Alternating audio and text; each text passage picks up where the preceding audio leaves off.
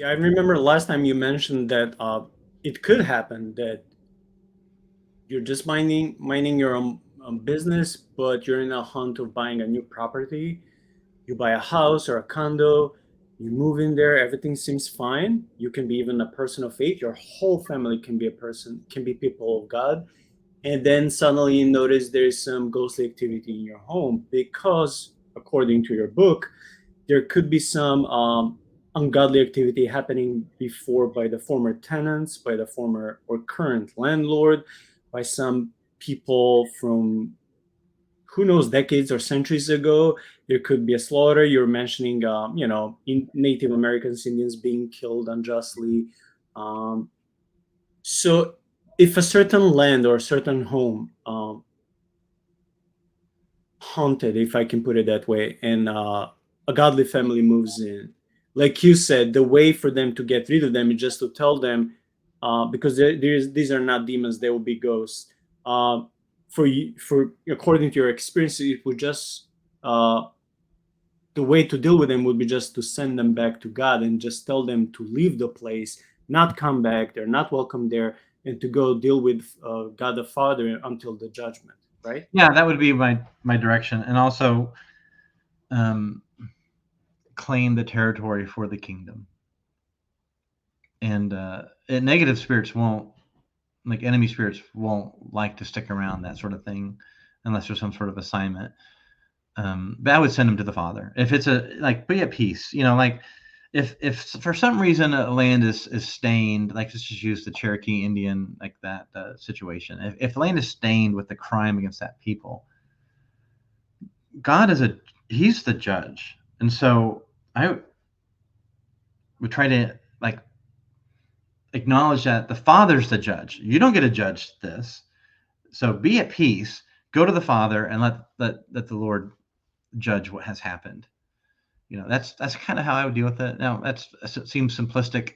There's some tactics in the book involving kinds of prayer and sort of faith building things. The power of faith has a lot to do with cleansing your territory, cleansing your land. The power of faith has a lot to getting. I keep thinking of like worshiping, like verbally worshiping, singing, overwrite. To use your computer analogy, how do you overwrite a hard drive? I mean, you write it with new software, and so if there's bad stuff in the area, man, like the echo of slaughter from centuries ago, surround the land with echo of praises to the Lord, like reprogram the territory, to use a modern analogy. Before I read a question from Carrie, I remember knowing this lady online, not in person, who would occasionally tell me really spooky stories about ghost hunting in her house. Oh, And she told me that regardless of what I try doing, praying, fasting, telling their pastor, mhm. this ghost would leave temporarily and would always come back. And I was so Mhm. I desire to help her, but besides telling her to persevere, fighting, rebuking, praying, getting some spiritual warfare books, I didn't know what else to tell her, because for me it was unthinkable that if you serve Christ and Christ is bigger than any god, demon, ghost, or whatever entity. For me, it doesn't make sense if you live your life right before God, that these entities wouldn't leave your home. But I believe her, of course, so I didn't know what else to tell her. So in her case, she believed that it wasn't a sin that her family were committing, but because there was a Native American graveyard, so the whole land wasn't good enough for them to live there. But it was late because they already bought the land there.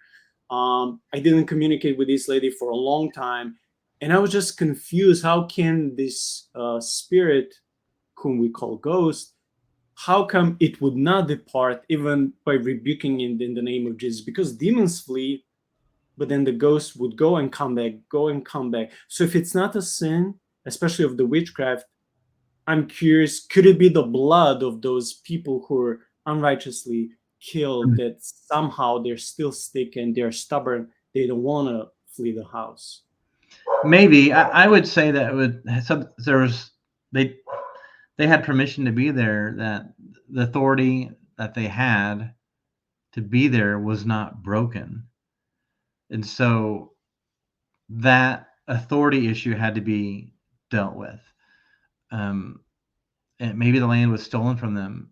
Maybe a treaty was broken. So there has to be like a restoration. Someone who has authority over that has to give permission for those things to be dismissed. So let me give you an example. I'm talking in abstractions. We had at a church we were planting. We in the building we were doing like a cleansing of the property, and there was a seer there, and he saw a dark spirit in the basement, and so that they told to leave, and it wouldn't leave. In the name of Jesus, I command you to leave. I bind you and I loose you. All the things, right? All the words, and the thing wouldn't leave. And so the seer was hearing from the spirit, and the spirit said, "I have permission to be here." And the seer wasn't engaging the spirit; he was talking to the Father. And so it was like watching this guy. It was like watching a phone conversation. Father, he says he can be here. And they prayed against it. It's like, his Father's not leaving. Yeah, he won't leave. I don't know. And like, dude, what's the God telling you? You're like, yeah. Oh, he says he has permission. Oh, and then it hit him like, whose name's on the property? Whose name's on the lease? It wasn't the church.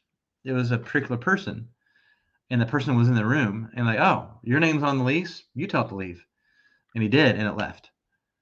So I don't understand why that is. I know there's whole books talking about legal and all the things. I don't know. I don't really care. But there's permission that needs to be granted. And so in that case, the lease owner, or it was what's really funny about that story. So they went through that was the main thing that was in the building. They went through the whole place.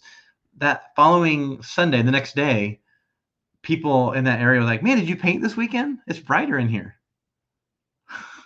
Isn't that cool? Like no, they kind of we didn't paint. But like they thought we had painted. It was so cool.